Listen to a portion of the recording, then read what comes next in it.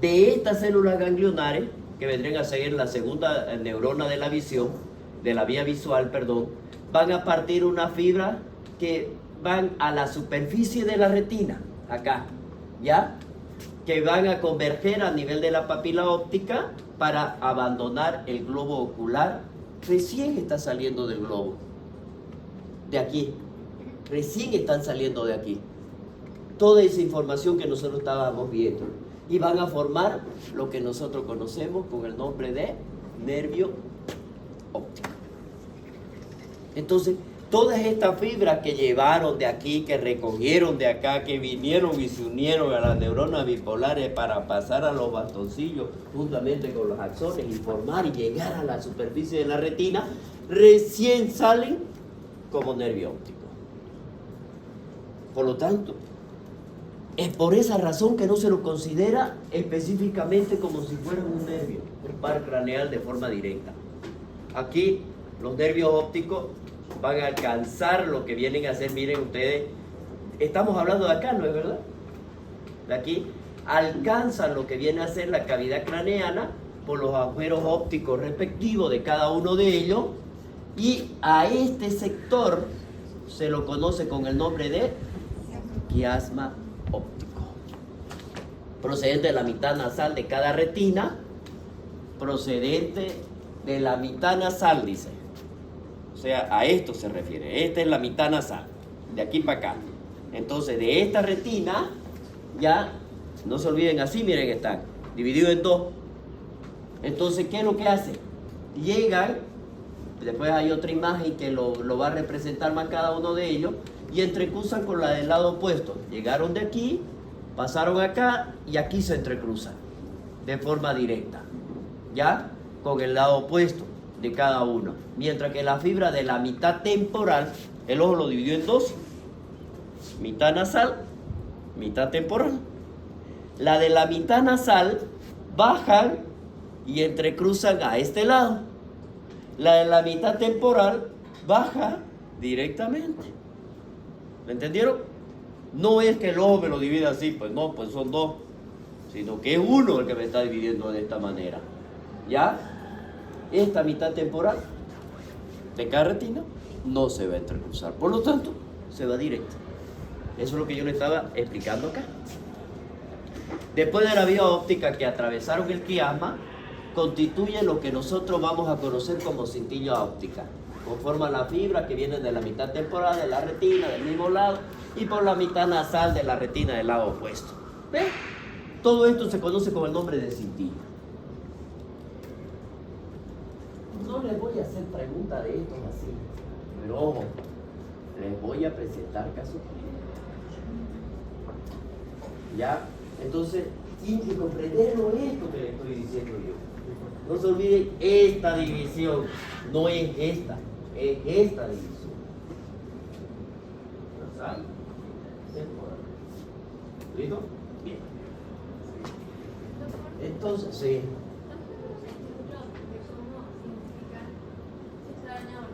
Ya, mientras vamos estudiándolo el tema, van a ir comprendiéndolo. Yo les puedo dar bastantes ejemplos. Una lesión traumática me puede solo afectar a un solo lado y puede haber solamente la visión de un lado, puede estar afectado al otro. Hay muchos, ya muchos ejemplos que podemos llevar.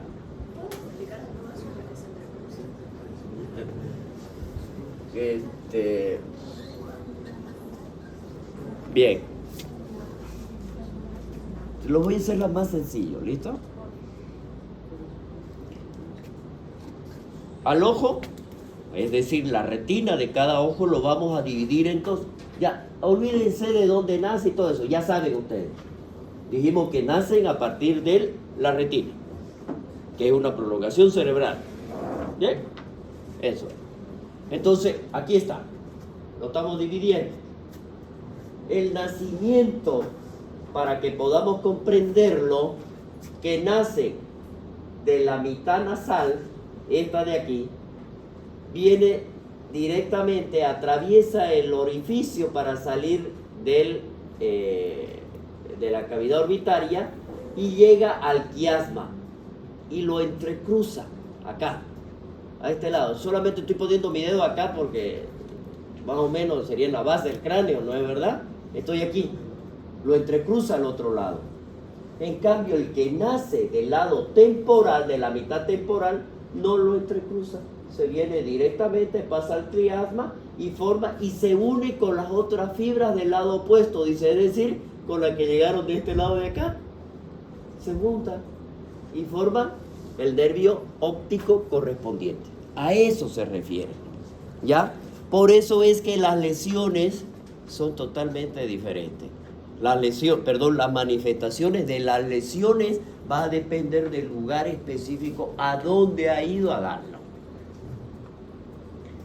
Si nosotros tenemos aquí, por ejemplo, en este esquema, ya cómo es, a dónde va, cuáles son los lóbulos, a dónde está la corteza visual, que es la que nosotros vamos a ver, vamos a identificar dónde está la lesión específica.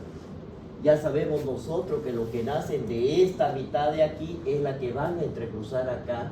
Y sabemos que los que más nacen de esta mitad son los que se vienen al... Aquí está clarino cómo se lo está representando. Entonces, cada uno de ellos va a llegar a conformar un solo nervio óptico. Y va a recibir fibra de los dos lados de la retina. ¿No es verdad? De los dos lados, tanto de la nasal como de la temporal, y forma el nervio óptico colado. Para que yo tenga la visión igualito, esta de aquí con esta de acá. Exacto. Bien. Miren ustedes. Vamos a ver nosotros específicamente. No sé si eso se cierra.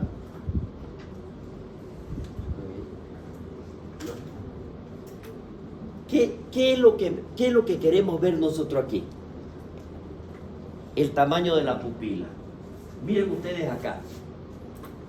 El tamaño de la pupila juega un papel importante porque va a depender de que si estoy mirando lejos, estoy mirando cerca. De que necesito mayor visión o necesito menor visión. Por lo tanto, el tamaño de la pupila me va a regular eso. Si yo quiero ver de cerca, ¿cómo va a estar la pupila? Si yo quiero ver de lejos, ¿cómo va a estar la pupila?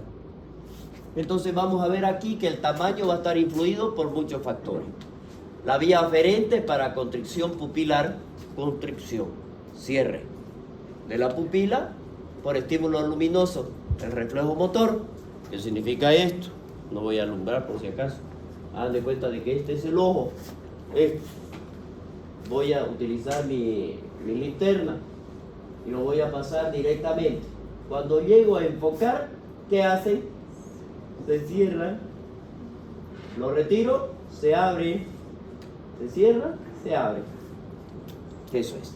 ¿Listo? Después lo vamos a hacer eso en la práctica. Ya lo tienen que ir haciendo. ¿Ya? Ese es el reflejo fotomotor. Viaja, miren ustedes, ¿quién es el que recibió esa información? La retina, ¿no es verdad? Ahí es donde se origina. Llega al nervio óptico, llega al tracto óptico, a los brazos del culículo superior y llega al núcleo del tercer par. Miren ustedes, donde va a comenzar su vía eferente. Como resultado de la semidecusación de fibra, semidecusación, porque no es entrecruzamiento total, sino que se divide, ¿no es verdad?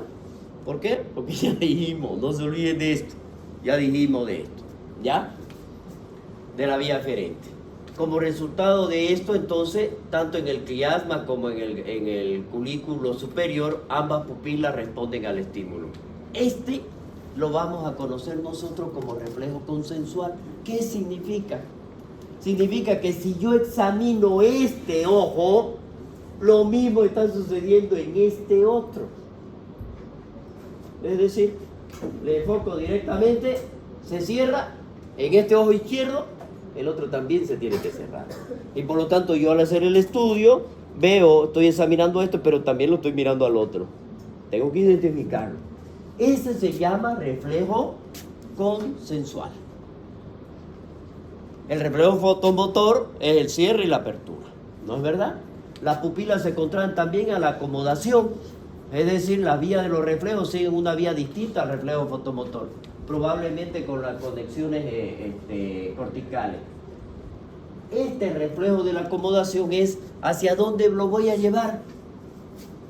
Le digo yo, mire allá, en la pared, ¿qué ve usted? Y de ahí le digo, mira aquí cerquita.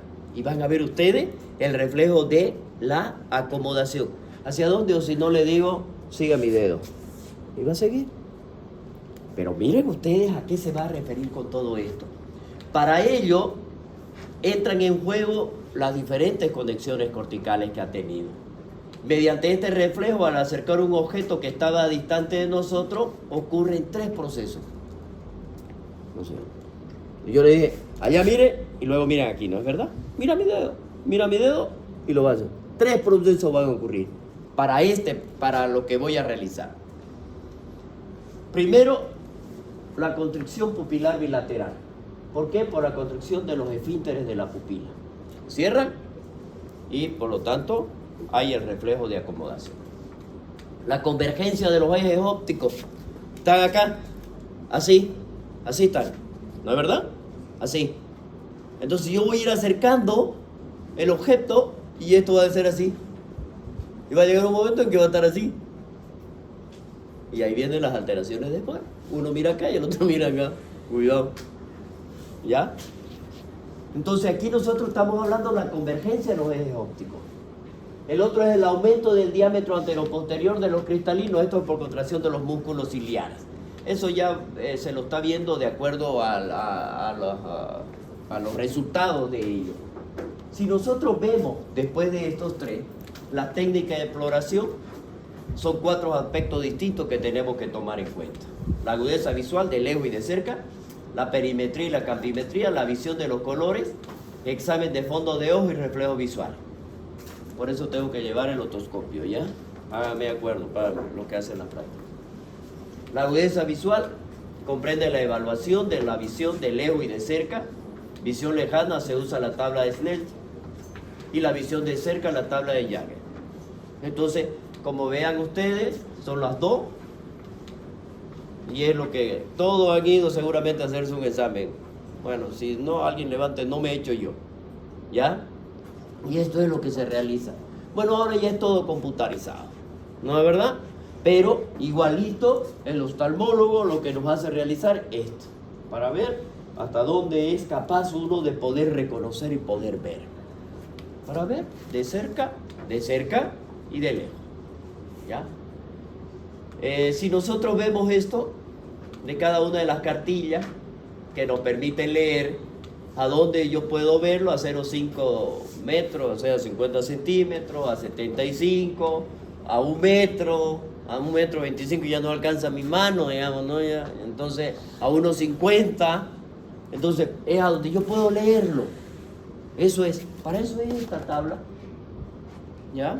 Pero ahora ya, como les digo yo, se lo hace en la computadora, se lo saca todo. Entonces, aquí, ¿qué nos indica esta prueba? La presencia de una presbiopía o una presbicia, que esto se da por encima de los 40 años. Esta es la agudeza visual. Aquí utilizamos la cartilla de Snellen. Aquí que colocamos al paciente a 6 metros o 20 pies, es lo mismo, ¿ya? Evaluar ojo por separado y se determina la línea impresa más pequeña que puede identificar desde arriba a abajo. Y ahí se registra como facción de 20-30 la persona que lee a 20 pies, o sea, a 6 metros, lo que una persona normal lo lee a 30 pies. Estamos hablando de 8 metros, si 30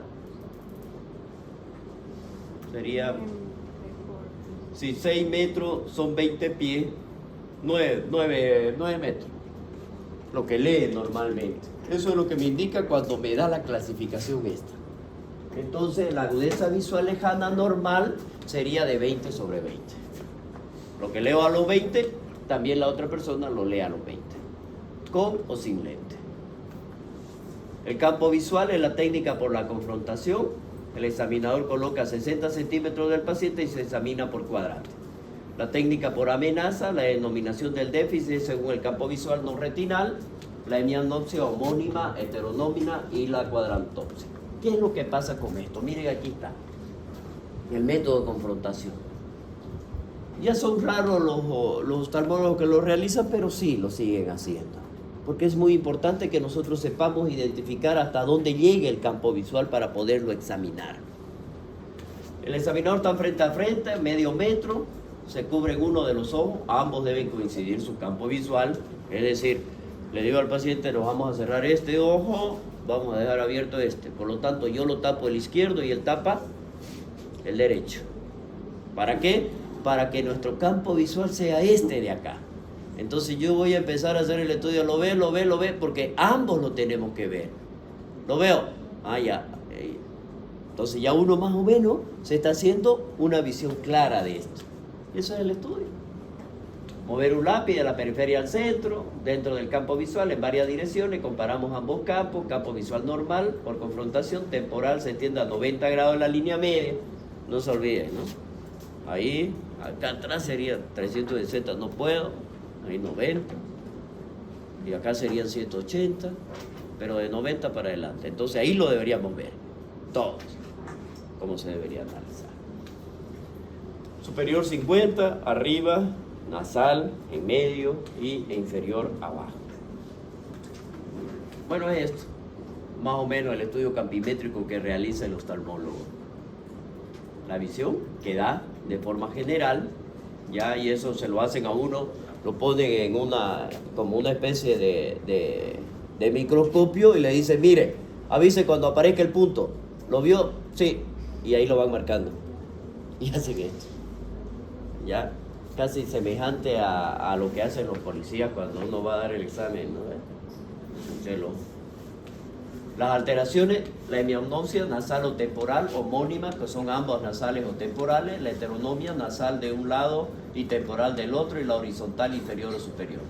La cuadrantopsia es de un cuarto del campo visual, casi todo. La visión de los colores, esto es muy importante. Aquí lo vamos a mostrar en el sujeto de alguno de los colores simples y ver si es capaz de que lo identifique. Aquí, ¿qué es lo que hace? Cuentan las láminas apropiadas, ya la tienen de diferentes colores, como los discos de Isara. Esto también lo vamos a hacer, a quien le corresponda realizarlo, pues vamos a tratar de que lo consiga. Examina cada ojo por separado y le vamos a mostrar los colores. El rojo, azul, verde y el amarillo, y puede haber en la habitación que dentro de ella que muestren las láminas o que muestren los colores, cuáles son, preparados previamente para este examen. ¿Qué colores son los que está viendo? El otro es el examen de fondo de ojo. Este es muy importante. Aquí utilizamos el oftalmoscopio, que es el que vamos a realizar para este estudio. Se hace una dilatación de la pupila, en la cual utilizamos la atropina para poder identificar y haya una midriasis, y de esa manera nosotros poder observar. La habitación lo más oscura posible, generalmente apaga la luz. Pueden usarse gotas oculares, como le dije. Esto lo dilata en la pupila. Esto induce sí a una cicloplegia, no una parálisis del músculo ciliar temporal, y por lo tanto pierde los reflejos de la contracción de la luz. Cuidado, si van a hacer este estudio no pueden realizar ya ninguno otro de los exámenes que nosotros querramos realizar. Esto es lo que ocurre. Ya vamos a dilatarla con el midriático. Encendemos el oftalmoscopio, mantenemos el dedo índice sobre el disco de la lente para enfocar durante el examen, que es de esta manera. Usar como derecha, la mano derecha y ojo derecho para el examen del ojo derecho y viceversa. O sea, si yo voy a examinar el ojo derecho, tiene que ser con mi ojo derecho, por lógica, ¿no? Por lógica, porque no se olviden que yo me voy a acercar lo suficiente a la cara para poder observar. Eso es muy importante que nosotros sepamos. No vayan a hacer el examen del izquierdo para el ojo derecho, que no van a poder, aparte que no se puede. ¿Ya? Colocar el pulgar contrario y pedirle que mire el derecho frente a un punto de la pared. Ya aquí tomamos el oftalmoscopio, dirigimos la luz y es lo que vamos a observar nosotros de esta manera. Ese es el reflejo, miren, así se ve cuando uno lo identifica. Observamos la luz anaranjada, mantenemos los rayos enfocados y acercamos a visualizar la retina. Pero ¿qué es lo que vamos a ver aquí? A visualizar la retina el disco óptico, los vasos sanguíneos, las arterias y las venas, las vamos a identificar claramente de esta manera. Ya vamos a identificar la papila, los discos ópticos hacia el lado nasal, los vasos, vamos a ver inclusive algunas pulsaciones, vamos a diferenciar una arteria de una vena, vamos a identificar lesiones como exudados o hemorragia. Son estos los que nos va a permitir, miren, la vena es más gruesa y las arterias son mucho más delgadas, y aquí nos da la diferencia clara de cada uno de ellos. El color, el tamaño de las arteriolas, para que podamos nosotros identificarlo, los reflejos visuales, los fotomotores, los directos y los consensuales, el reflejo de acomodación, el corneano, el reflejo ciliar y el reflejo corporales visuales. El reflejo pupilar, aquí, ¿qué es lo que hacemos? El tamaño normal es de 2 a 4 milímetros. Ese es el tamaño normal. La forma y la igualdad se llama miosis. Menor a 2 lo vamos a conocer como miosis. Mayor a 4 se lo conoce como midriasis. Y cuando existe diferencia entre uno y el otro, es decir, uno se mantiene miótico y el otro midriático, anisocoria, cuando hay diferencia. ¿Ya? La reactividad a la luz y consensual, reacción a la acomodación, es lo que vamos a ver. Por lo tanto, este no está solo, va a depender de los otros nervios, para que podamos seguir con el examen que estamos haciendo nosotros. ¿Me comprendió? Bien, espero. ¿Alguna pregunta? ¿Me puedo estar diciendo dónde está? ¿Me puedo estar examen? ¿Todavía?